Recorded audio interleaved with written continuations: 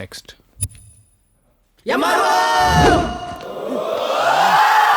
ఎవడు పడితే వాడు పిలవడమే. రే ఎవడరా ఇక్కడ ఏసీపీ? నన్నే పోలీస్ స్టేషన్ పిలుస్తారా? అసలు నేనెవరో తెలుసా? MRO, the government employee.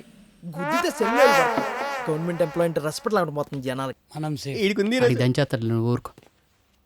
ఈడేవాడు రోగం వచ్చిన కోళ్ళకి నన్నే చూస్తున్నాడు. ఏంటి? Government employee. ఆ గెటప్ ఏంట్రా? నేను అందగానే కానీ ఏసీపీ రవివర్మ.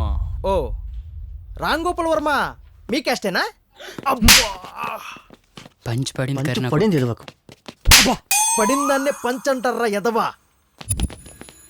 నా గురించి మీకు తెలుసు. నా ఇన్కమ్ ఎంతో తెలుసా? నా ఎక్స్ట్రా ఇన్కమ్ ఎంతో తెలుసా? తెలుసు. ఇదిగో మొన్ననే 40 ఎకరాలు సింగిల్ బిట్ రిజిస్ట్రేషన్ చేయించా. 2 కోట్లు నొక్కేసా. పాస్బుక్ ఈ బుక్ ఆ బుక్ అని చెప్పి రైతుల దగ్గర ఇంకో 2 నొక్కేసా. యారా పీకే, అదేమన్నా నరేంద్ర మోడీ జాతి కోసం మాట్లాడిన ఆగస్ట్ 15 ప్రసంగం ఏంట్రా? అలా పనిచేస్తున్నావు? నా జాతకరా, నా కర్మరా, నా కర్మ. నేను తలుచుకుంటే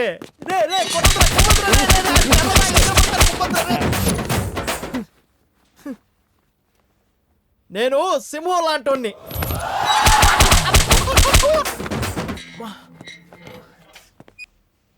నేను సింహం.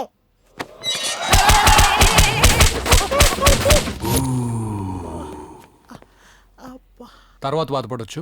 చెప్పు, ఆ 100 కోట్లు ఎక్కడున్నాయో చెప్పు. 100 కోట్ల?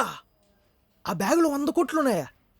అనవసరంగా చిల్లర నోట్ల కోసం కకృతి పడ్డామే. తెలుసుంటే 4-5 బ్యాగులు నొక్కేసేవాడిని. ఛా, ఆ బ్యాగులు ఎక్కడ దాచావో చెప్పు. ఏంటి సార్ చెప్పేది? అసలు మీకు ఎందుకు చెప్పాలి?